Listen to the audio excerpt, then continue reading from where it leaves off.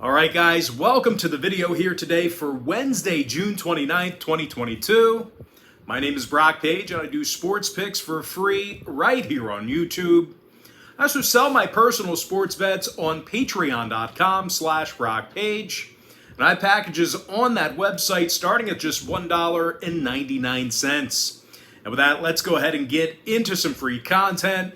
We're going to take a look at the Brewers taking on the Rays, 12:10 p.m. East. Tampa Bay's minus 140 with the total at 8. Jalen Beeks for the Rays, Eric Lauer for Milwaukee. Now, Lauer's had a really good first half of the season. He's 6-3 with 77 strikeouts in just 74 innings. Lefty's also got an ERA below 3.90, and he also has a whip of 1.19. Now, as a team, the Brewers have won their last 3 straight, and they scored 20 total runs during that stretch. Rowdy Tellez is the team leader in RBI with 45 of them. He's actually in the top 25 in the league in that category. This Milwaukee lineup also does a real nice job hitting for power. They're actually in the top 5 in the league in homers per 9. They're taking on a Tampa club who struggles putting runs up on the board themselves. The Rays are currently in the bottom 10 in scoring, and they may have... They do have one of the lower team batting averages in the American League right now. Now, when it comes to OPS at the dish, the Rays are also in the bottom 5 in the majors in that category as well. Now, total-wise, 5 out of Tampa's last 7 ball games at the Trop did get over the number.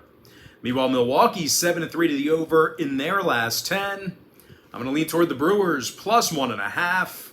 in the over 8 runs. Next ball game, it is going to be Pirates Nationals 105 East. Washington's minus 135, totals 9.5. Paolo Espino for the Nats, Mitch Keller for Pittsburgh. And Keller continues to have a bit of a rough year. He's just 2-5 with a 4.77 ERA. The righty's also got himself a whip above 1.40. And even if Keller pitches well here today, there is a pretty good chance he's going to get little to no run support. The Buccos are averaging less than 3.8 runs a game this year, and they're also in the bottom 3 in team batting average.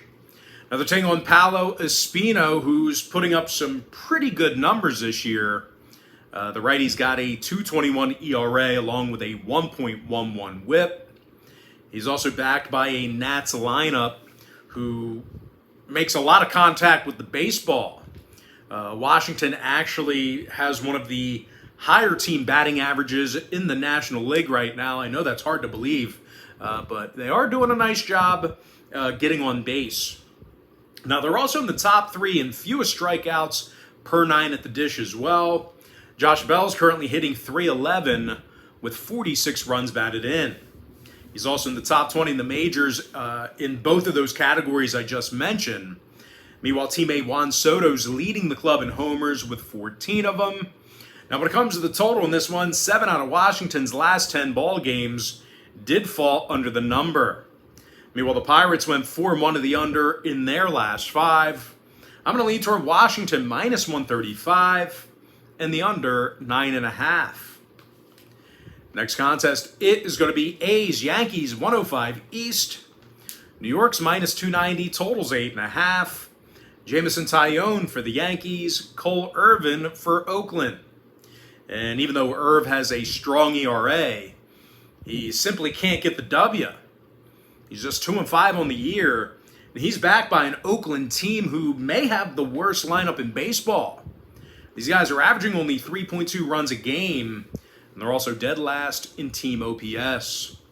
They're also taking on a very crafty Jameson Taillon on the mound here today, who's 8-1 on the year with a 3.19 ERA. When it comes to offensive production, the Yankees are still leading the majors in homers per game. Aaron Judge has a league-leading 28 home runs, along with 57 RBI. Meanwhile, Anthony Rizzo's 6th in the bigs in home runs with 20 of them. When it comes to the total, 4 out of New York's last 6 at Yankee Stadium fell under the number. They're also 24-18 to the under in the Bronx for the entire season. Meanwhile, the A's have gone 22-17 to the under when they bat first. I'm going to lean toward the New York Yankees -1.5 and the under 8.5 runs. Next ball game I have for you, it is going to be Astros Mets, 1:10 p.m. East. Houston's -1.25, total 7.5. Justin Verlander for Houston, Taijuan Walker for New York. And even though Walker's having an excellent year, the Mets have lost 4 out of their last 6. And that includes an 8-run loss to Houston just yesterday. Matter of fact, in their last 10 head-to-head meetings with the Astros, the Mets have been held to just 3.4 runs a game. And speaking of Houston on the other side of things, they've won 6 out of their last 8, and they do a really nice job hitting for power. The Astros are in the top 3 in home runs, and they're led by Yordan Alvarez, who has a team-leading 23 homers. Now, Alvarez is also leading the entire majors right now with a 1.081 OPS.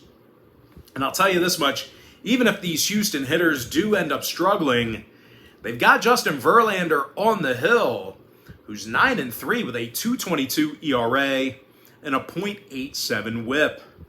Now, when it comes to the total in this one, Houston's gone 7-3 to the over in their last 10 outings.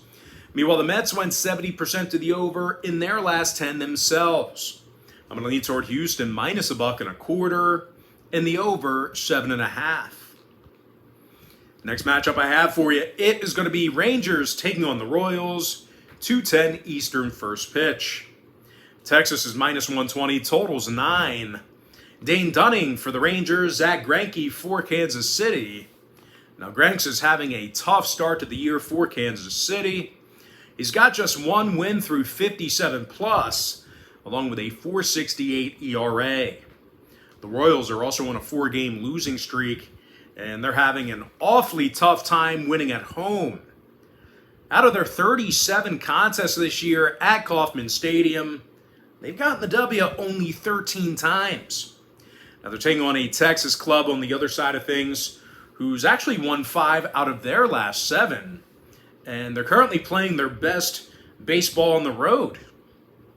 Now, this Ranger lineup has also done a real nice job hitting it out of the park. They're currently amongst the leaders in the American League right now in home runs per game. Now, Adolis Garcia and Corey Seager, they each have 15 home runs apiece.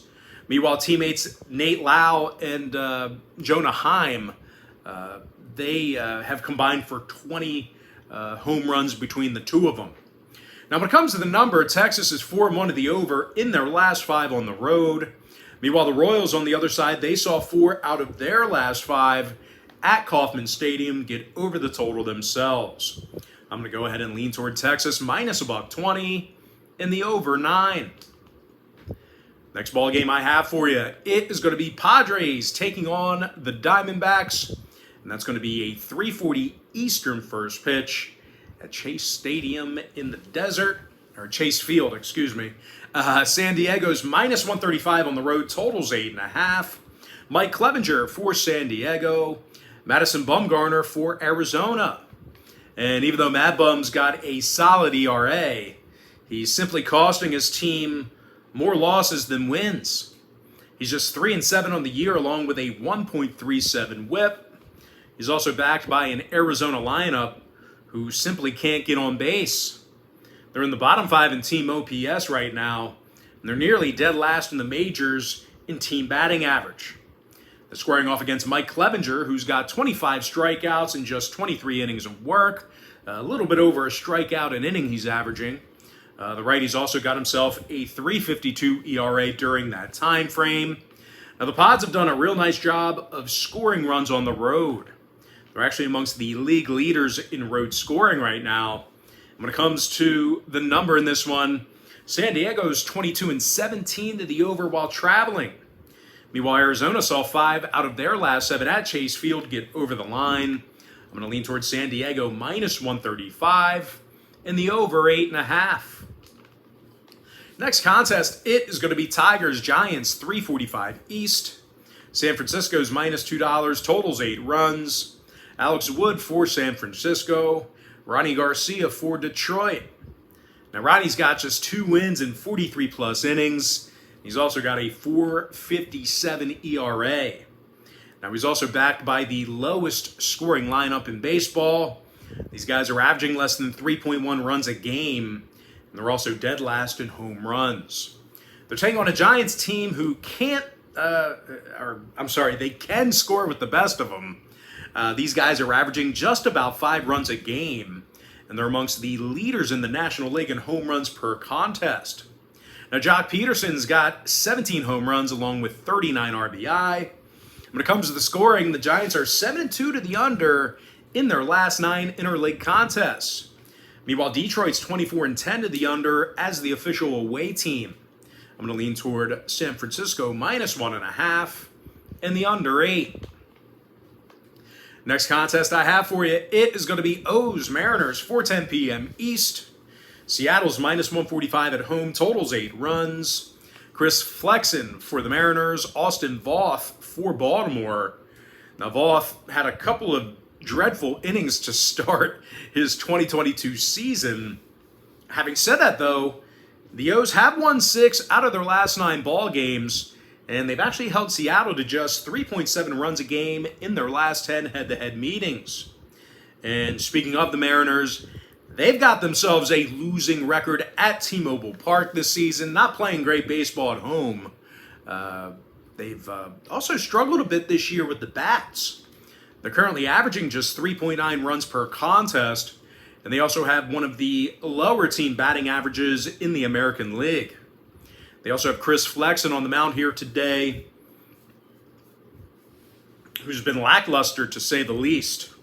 He's just 3-8 with a 4.31 ERA and a 1.42 WHIP.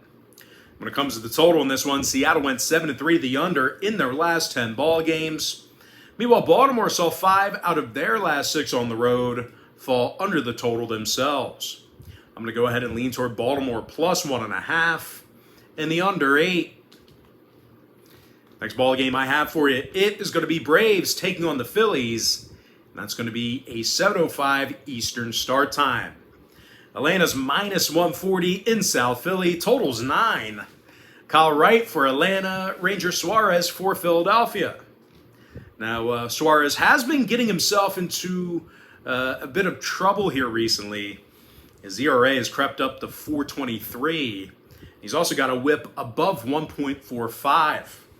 Now, the Titans have also dropped 5 out of their last 8 ball games, and they've really struggled to hit the baseball in recent meetings with Atlanta. The Phils averaged less than 3.5 runs a game in their last 10 contests against the Braves. And speaking of the Bravos, they've won 6 out of their last 9. And they also have themselves a real good one in Kyle Wright on the mound here today. He's currently 8-4 with a 3.18 ERA and a 1.16 WHIP. Now, Wright's also struck out 92 batters in just 85 innings of work, so he's averaging a little bit over a strikeout an inning. When it comes to hitting the baseball, I'll tell you what, not many teams do it better in the National League than Atlanta. These guys are currently in the top 5 in OPS, top 3 in home runs. Austin Riley's got 18 homers on the year. Marcell Ozuna with 14. Now, when it comes to the total, 6 out of these teams' last 10 meetings got over the line. The Braves are also a staggering 9-2 to the over in their last 11 divisional road games. I'm going to lean toward the Braves minus 140 and the over 9. Next contest I have for you, a little divisional matchup in the AL East. I'm talking about the Red Sox taking on the Blue Jays. And that's going to be a 7:07 Eastern first pitch. Toronto's minus 155, totals 8.5. Alek Manoah for Toronto, Nick Pivetta for Boston. Now, Nicky P's 8-5 on the year with a 3.25 ERA. The righty's also punched out 86 batters and has a 1.11 WHIP. And even if Pivetta struggles with Toronto here today, he is backed by a Boston lineup who does nothing but get on base. These guys can certainly keep you in ball games.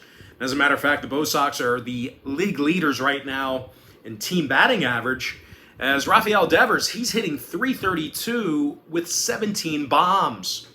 Meanwhile, Xander Bogaerts, he's right behind him with a .328 batting average as well. They're taking on a Toronto team who's playing just .500 baseball in their divisional contests.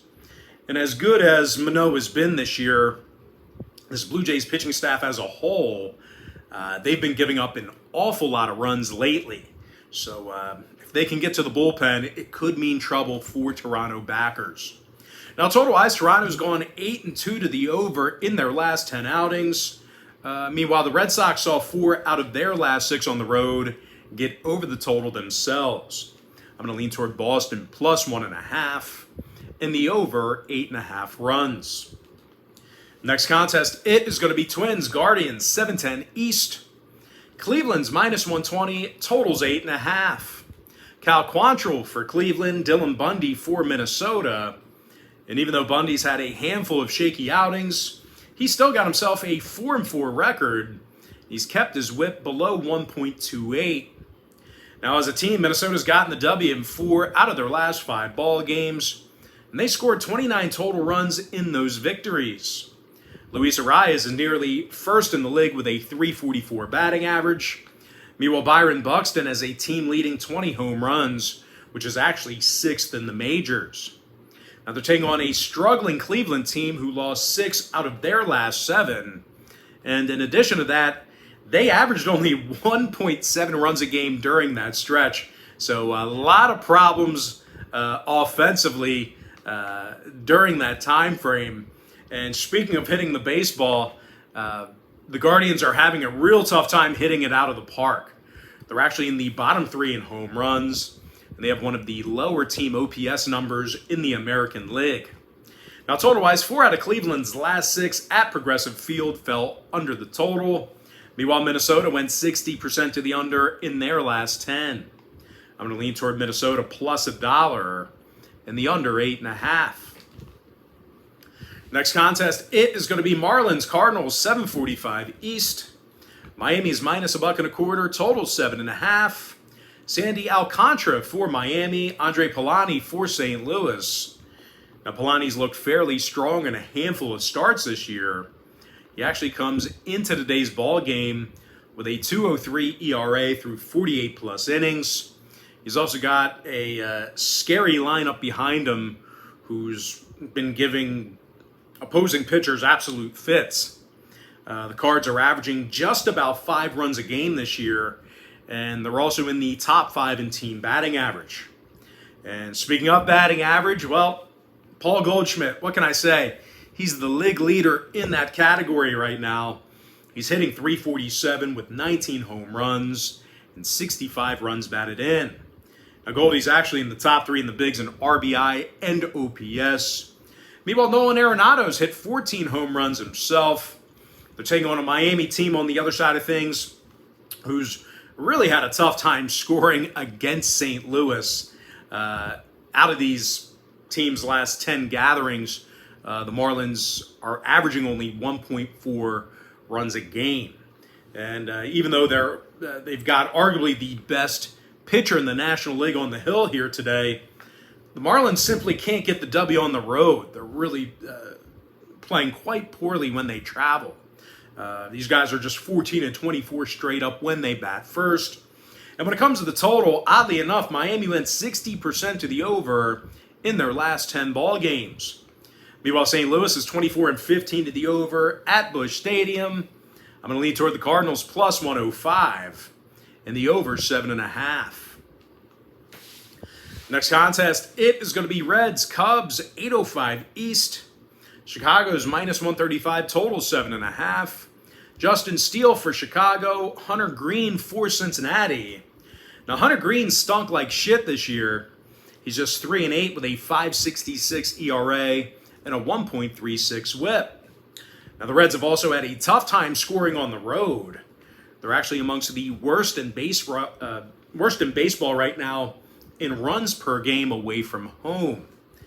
Now they're taking on a Chicago club who does a fairly nice job hitting the baseball at Wrigley Field. Patrick Wisdom has a club-leading 14 home runs, along with 37 runs batted in. Meanwhile, Ian Happ's right behind him with 36 RBI in the year himself.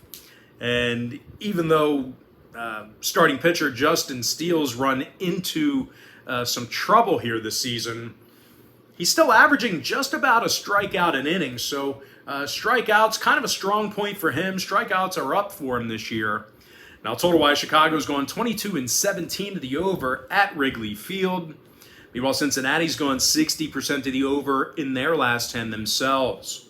I'm going to lean toward the Cubs minus 135 and the over 7.5.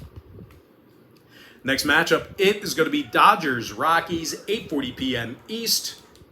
The LA Dodgers are minus $2. Total's 11 runs. Julio Urias for Los Angeles. German Marquez for Colorado. Now, Marquez has reeked of feces this year himself. He's got a 5.58 ERA and a 1.50 whip.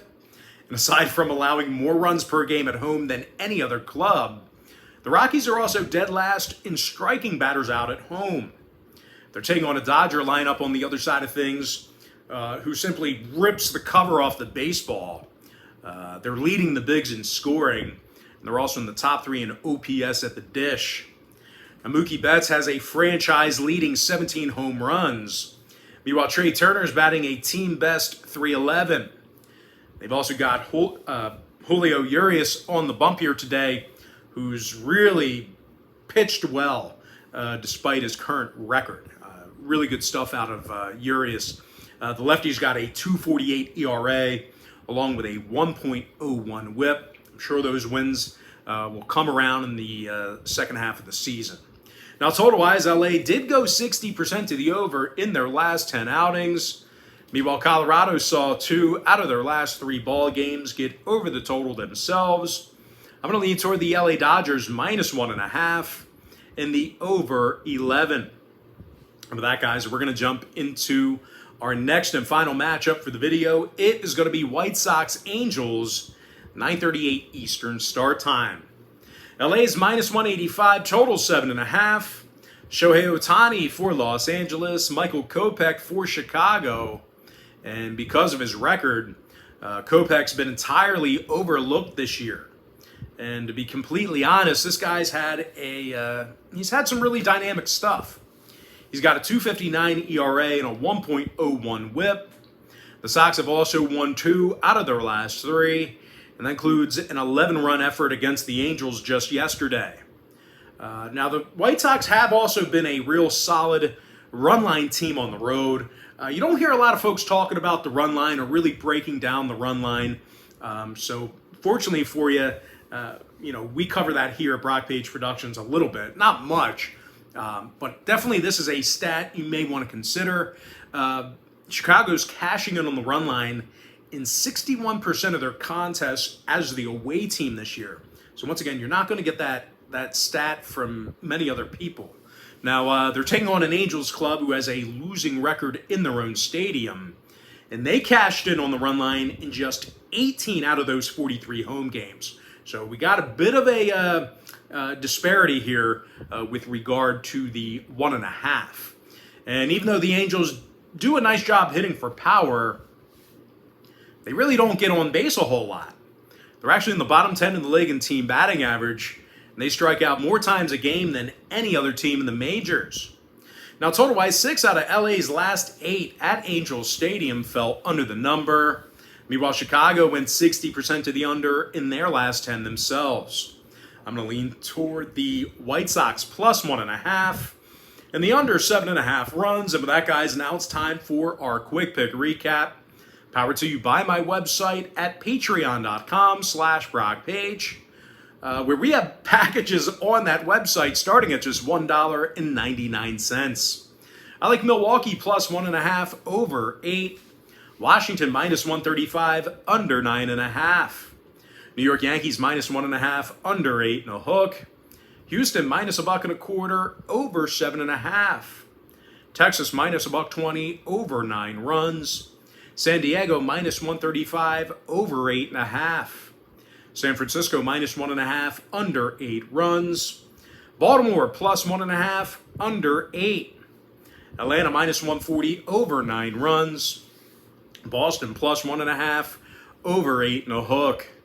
Minnesota plus $1, under 8.5. St. Louis plus 105, over 7.5. Cubbies minus 135, over 7.5. LA Dodgers minus 1.5, over 11.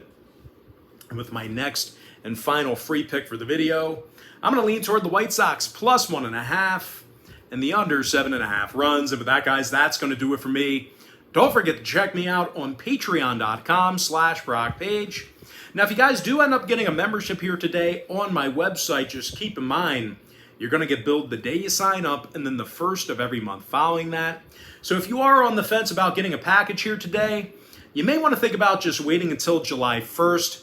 That's where you're going to get your max value. But if you do end up getting a membership here today, on my Safe and Secure website, just keep in mind that all the cheaper memberships on my site are going to be absolutely free with your purchase. So you are going to get a little bit more value there. You will get 2 days worth of service until Patreon auto bills your account again on July 1st. Now, if you guys want to get access to every single bet, every single package, every single day, you may want to think about signing up for my board member package.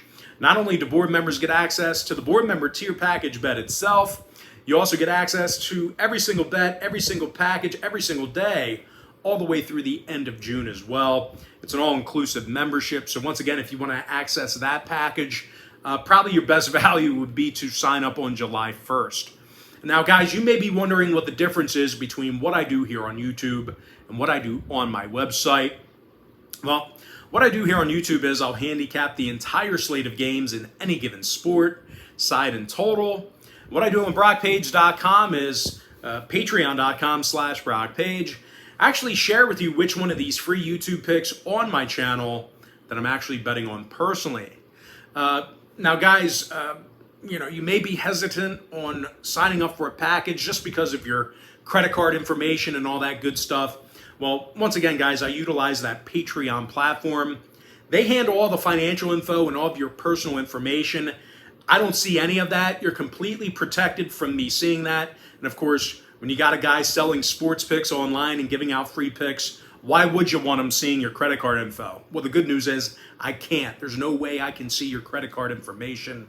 That's handled all by Patreon. The only thing I can see is your email address. Actually, a lot of folks sign up. They don't even use their real name. They use a fake name or they use just their initials. So once again, you won't see a scam decapper like me looking at your credit card info. I have no way to access it. You're completely protected from a monster like me. But anyway, guys, most importantly, I gotta thank you for joining me right here on YouTube. Really hope you enjoyed all this great free content, all this great free information. And with that said, guys, happy Wednesday to you. Happy hump day to you. I look forward to seeing you later on today on my website at patreon.com/BrockPage.